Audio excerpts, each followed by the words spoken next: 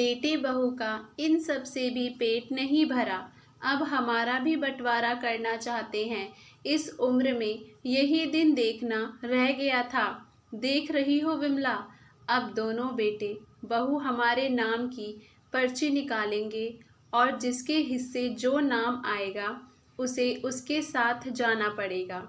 अब बस इस उम्र में यही दिन देखना रह गया था। वैसे भी दोनों बेटों बहुओं के झगड़े तो इतने दिनों से देख ही रहे हैं। घर संपत्ति जमीन जायदाद का बंटवारा कर मन नहीं भरा इनका। अभी तो अब हमारा भी बंटवारा करने पर आ गए हैं।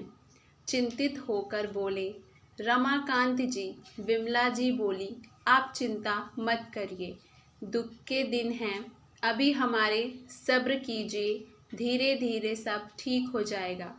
रमाकांत जी और विमला जी के दो बेटे किशन और नीरज, बड़ी बहू मीना और छोटी बहू सीमा संयुक्त परिवार का हिस्सा थे।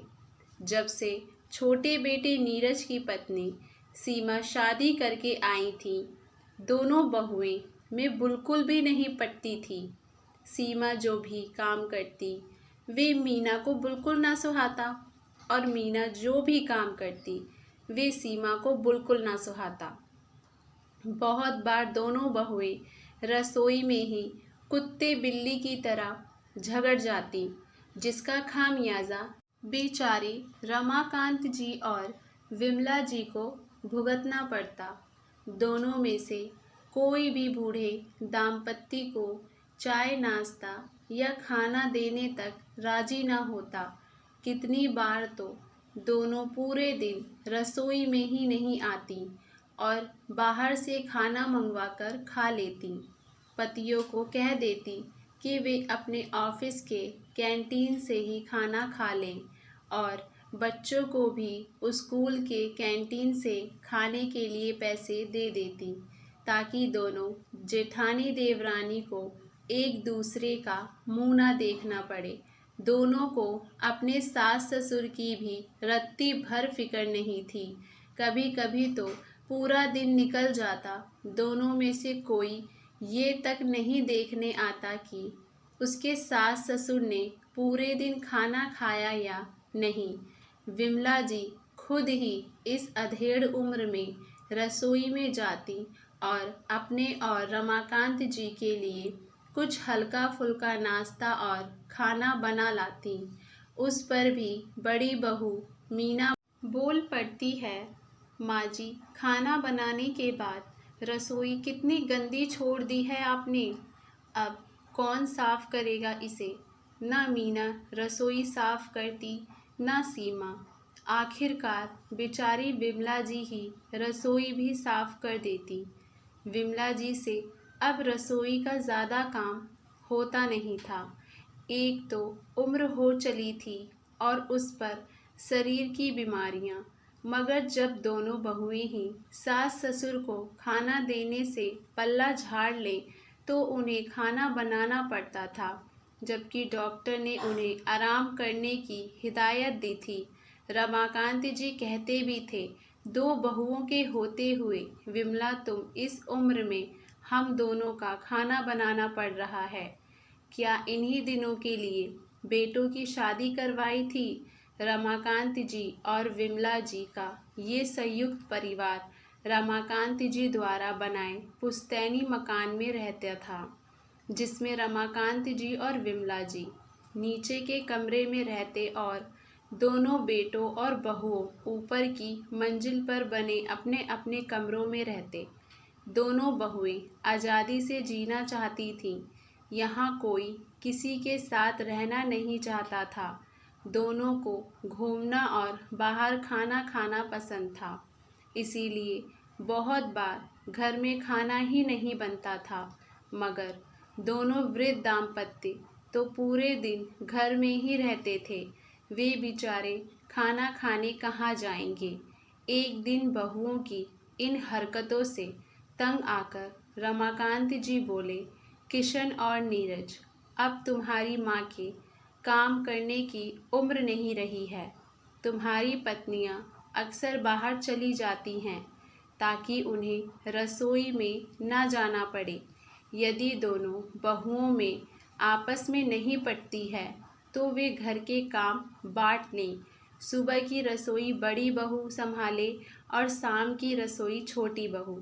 यूँ रसोई में आकर खाना ना बनाना कहाँ की अक्लमंदी है। उस दिन से घर के काम बांट लिए गए।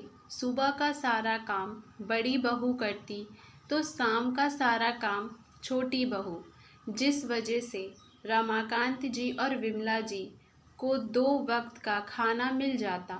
ना मिलता तो वे था प्यार और सम्मान। बेटों के पास दिन भर दुकान का बहाना था और बहुएं तो वैसे ही सास ससुर से बात करना पसंद नहीं करती थी। एक दिन विमला जी बस इतना ही बोली थी छोटी बहू सीमा से कि बहू आज खाने में नमक ज़्यादा था, मुझे बीपी की शिकायत है तो खाने में नमक थोड़ा कम ही डालना। विमला जी के इतना कहते ही सीमा ने तूफान मचा दिया और बोली, तो एक काम क्यों नहीं करती माँ जी आप?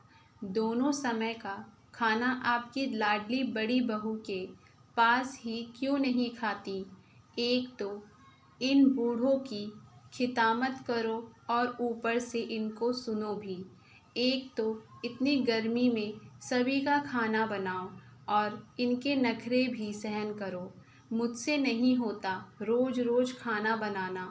जब बड़ी बहू मीना को पता चला कि सीमा ने माँ जी से ऐसा कहा है तो कहीं सास ससुर को दोनों वक्त का खाना उसे ना खिलाना पड़ जाए करके वे बोली, माँ जी जो मिले खा लिया कीजिए ना, बेवजह क्यों किसी को भी टोका टाकी करती रहती हैं। आप तो जानती ही हैं हम लोग तो बाहर से भी खाना खा लेंगे, मगर आप लोगों को तो बाहर का खाना भी अच्छा नहीं लगता। आप लोगों के लिए तो घर में खाना बन रहा है रोज़ और इसमें भी आपके नखरे कोई नहीं सहन करेगा। इसीलिए बिना बड़बड़ाए किए जो मिले चाव लीजिए। बस उस दिन रमाकांत जी और विमला जी ये बात भी अच्छे से जान गए थे कि दोनों बहुओं की तो आपस में बिल्कुल नहीं पटती, मगर वे दोनों हम बूढ़ों को भी जैसे तैसे रोटी खिला रहे हैं। वहाँ दुकान पर किशन और नीरज की व्यवसाय को लेकर लड़ाई होने लगी।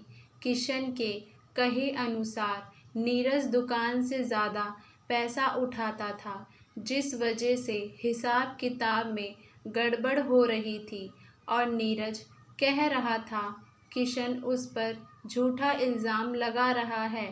खैर सारी बातों का तो तोड़ नहीं निकाला कि हम दोनों भाई अलग हो जाएं और अब अपना अपना देखें। किशन का कहना था कि उसके बच्चे भी अब बड़े हो रहे हैं तो उसका खर्चा ज़्यादा है। अगर नीरज इसी तरह दुकान से ज़्यादा पैसा उठाता रहा तो वे दिन दूर नहीं जब खाने के लाले पड़ जाएंगे। इसीलिए अब बंटवारे में ही फ़ायदा रहेगा ताकि हम लोग अपना अपना पैसा बचा पाएँ। और दोनों ने मिलकर फैसला किया कि दुकान से जो भी कमाई होगी उसके आधे आधे 2 हिस्से किए जाएंगे। दोनों भाइयों ने ही मिलकर पुश्तैनी मकान और गांव से दूर उनका एक मकान था उसे भी बांट दिया, जिसमें पुश्तैनी मकान आया किशन के हिस्से और इस गांव से दूर दूसरे गांव का मकान आया नीरज के हिस्से। ज़मीन जायदाद सारी संपत्ति बांट दी जाएगी। ये सब सुनकर और देखकर दोनों बहुएं बहुत खुश हो गईं। सीमा अपने पति नीरज से बोली, मैं तो कब से अलग होना चाहती थी मगर आप ही नहीं मान रहे थे। देखा आज कैसे बड़े भैया ने आप पर इल्ज़ाम लगा दिया, जबकि खुद कौन से दूध के धुले हैं। बड़े भैया भी दुकान से हर महीने ज़्यादा पैसा उठाते थे, मगर आपने तो कभी उनसे हिसाब नहीं मांगा और उन्होंने तो आपसे हिसाब मांगा तो दूर इल्ज़ाम ही लगा दिया। वहाँ किशन की पत्नी मीना भी बहुत खुश थी। वे बोली, अब इस सीमा का मुंह रोज रोज नहीं देखना पड़ेगा। मैं तो पहले ही आपसे कहती थी, एक नंबर के चोर हैं ये दोनों पति पत्नी। अलग होने की खुशी में दोनों बेटे और बहुएं अपने माँ पिता को तो जैसे भूल ही गए थे। रमाकांत जी और विमला जी बैठे बैठे सब देख रहे थे और सोच रहे थे, जो बेटा बहू हमें साथ रखेगा उसके साथ खुशी खुशी रह लेंगे। उतने में बड़ी बहू मीना बोली, माँ जी और पापा जी के नाम की पर्ची निकाल लेते हैं, जिस पर जिसका नाम आएगा वे उसके साथ जाएगा। वैसे भी अब इस उम्र में बूढ़ों का साथ में क्या काम। छोटी बहू सीमा बोली, हाँ भाभी आप फिक्र मत कीजिए, जब सभी चीज़ों का बराबर बंटवारा किया गया है तो इनका भी बराबर बंटवारा करेंगे, किसी के माथे नहीं मड़ देंगे इनको। दोनों बेटों ने भी अपनी पत्नियों की इस बात में सहमति जताई और बाहर पर्ची बनाई जा रही थी। बस बाहर का ये नज़ारा देखकर रमाकांत जी आज चिंतित हो गए थे। विमला जी भी ये सोचकर उदास हो गई थीं कि वे रमाकांत जी के बिना कैसे रह पाएंगी, और रमाकांत जी, उनकी तो जान बसती थी विमला जी में। वे दोनों कैसे रहेंगे एक दूसरे के बिना। दोनों के दिमाग में यही चल रहा था। रमाकांत जी विमला जी से जैसे ही अपने कमरे से बाहर आए, छोटा बेटा नीरज बोला, माँ आपके नाम की पर्ची मेरी निकली है तो आप मेरे साथ हमारे नए मकान में चलिए, और पिताजी बड़े भैया के साथ यहीं पुश्तैनी मकान में रहेंगे। रमाकांत जी अब तक तो ये सब अन्याय होता हुआ देख रहे थे, मगर अब उनसे रहा नहीं गया और वे बोले, होते कौन हो तुम लोग हमारा बंटवारा करने वाले। हमने तुम्हें बनाया है, तुमने हमें नहीं। जिस भगवान ने माँ बाप को एक साथ परिणय सूत्र में बांधकर भेजा है, उस माँ बाप को अलग करने वाले तुम कौन होते हो। हम दोनों ने मिलकर अपनी पूरी जवानी खर्च दी तुम जैसे बेटों को बड़ा करने और पढ़ाने लिखाने में, और जब इस बुढ़ापे में हम दोनों को एक दूसरे की सबसे ज़्यादा ज़रूरत है, तब तुम लोग हम दोनों को अलग करना चाहते हो। इतना ही बोझ बन गए हैं अगर हम लोग तुम लोगों पर, तो हमारा भी एक हिस्सा क्यों नहीं निकाला बंटवारे में। जिस पुश्तैनी मकान को तुम लोगों ने मुझसे बिना पूछे बांट तो दिया है, ये पुश्तैनी मकान भी मेरा ही है। ये कैसे भूल गए तुम दोनों। तुम लोगों के ये नाटक मैं कब से देखता आ रहा हूँ, लेकिन अब बहुत हुआ। हमारे ही घर में रहते हो और हमारा ही बंटवारा करते हो। तुम सभी कान खोल कर सुन लो, इस गांव से दूर हमारा मकान है जो नीरज के हिस्से आया है बंटवारे में। तुम दोनों भाई उस मकान के 2 हिस्से कर दो और जाकर वहाँ बस जाओ। मैं और विमला हमारी इस पुश्तैनी मकान को छोड़कर कहीं नहीं जाएंगे।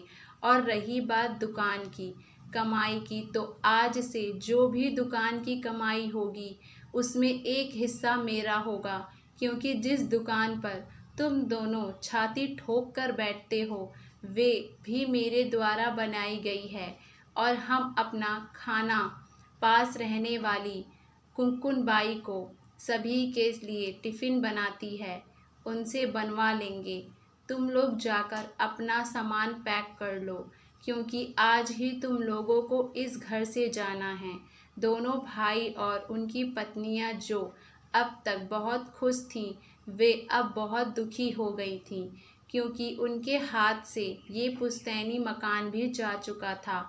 दुकान की कमाई भी अब 3 हिस्सों में करनी पड़ेगी, और जो गांव से दूर मकान था वहाँ एक दूसरे के बगल में रहकर रोज़ एक दूसरे का मुंह देखना पड़ेगा। दोस्तों, जो लोग अपने माँ पिता को अलग करने की सोचते हैं, उनका ऐसा ही हाल होता है। जिस माता पिता को भगवान ने शादी जैसे पवित्र बंधन में एक साथ बांधा है। उस माता पिता को बच्चे एकमात्र पर्ची निकालकर अलग करना चाहते थे। ये तो बहुत बड़ा पाप है। इसीलिए हो सके तो ये पाप करने से हमेशा बचें। माता पिता एक दूसरे के बुढ़ापे का सहारा हैं, एक दूसरे की लाठी हैं। आपको रमाकांत जी का ये फैसला कैसा लगा, हमें नीचे कमेंट बॉक्स में ज़रूर बताइएगा। और हमारे चैनल वाणी वॉइस को लाइक शेयर सब्सक्राइब करना भी मत भूलिएगा।